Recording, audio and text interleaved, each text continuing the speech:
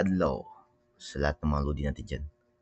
So, na ako'y i-rationalize na question about the law enforcement administration.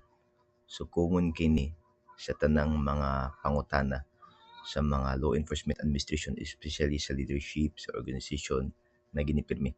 So, which component of management involves setting organizational goals?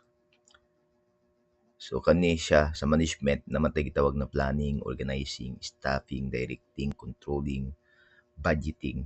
So, asa diri sa upat ang mag-set og organizational goals before mag-start ang trabaho nila as an organization. A. Controlling, B. Planning, C. Organizing, or D. Leading.